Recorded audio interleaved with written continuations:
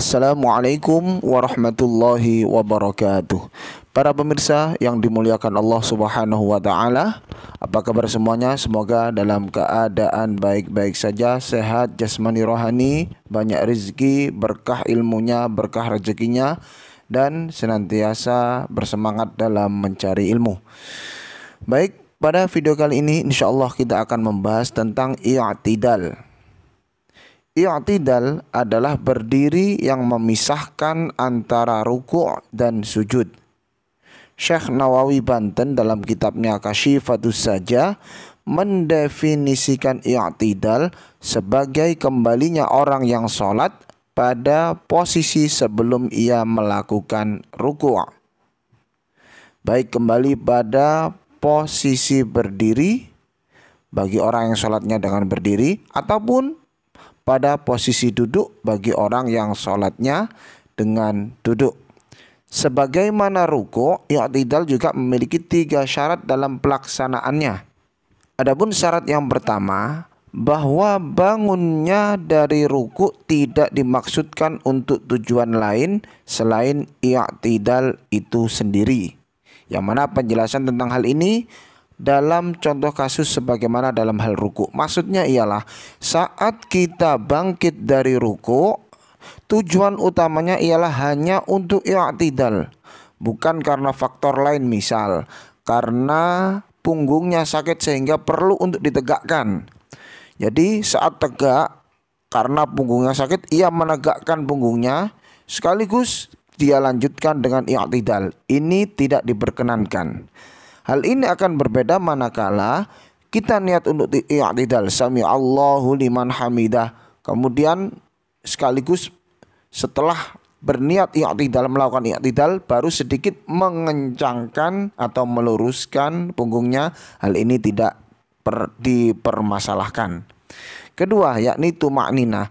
Ini merupakan salah satu rukun sholat yang sering diabaikan, khususnya di i'tidal.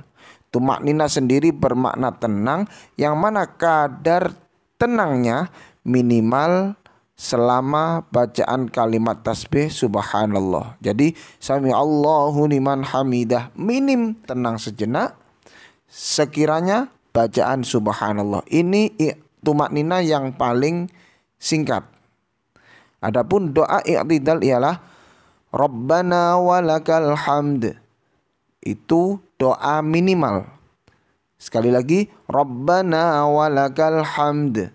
Itu doa minimal. Sedangkan doa lengkapnya ialah Rabbana lakal hamdu mil'us samawati wa mil'ul ardi wa mil'u ma syi'ta min syai'im ba'd. Sekali lagi, Rabbana lakal hamdu mil'us samawati wa mil'ul ardi wa mil'u ma syi'ta min syai'im ba'd.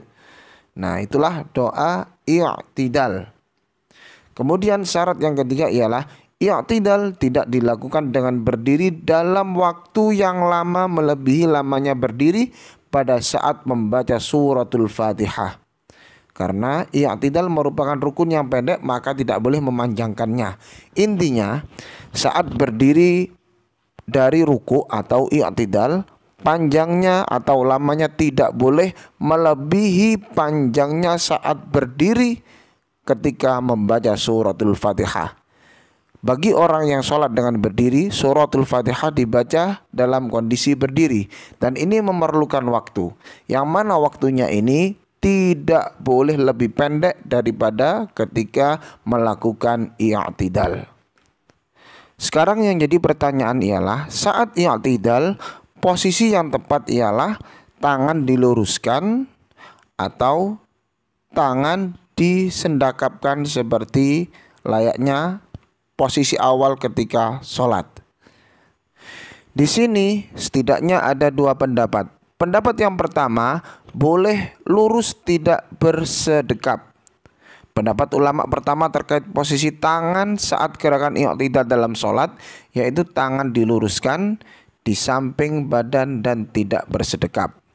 Yang mana menurut mazhab Syafi'i, saat gerakan i'tidal posisi kedua tangan disunnahkan untuk dilepas dan tidak diletakkan di bawah dada seperti saat berdiri membaca surah Al-Fatihah.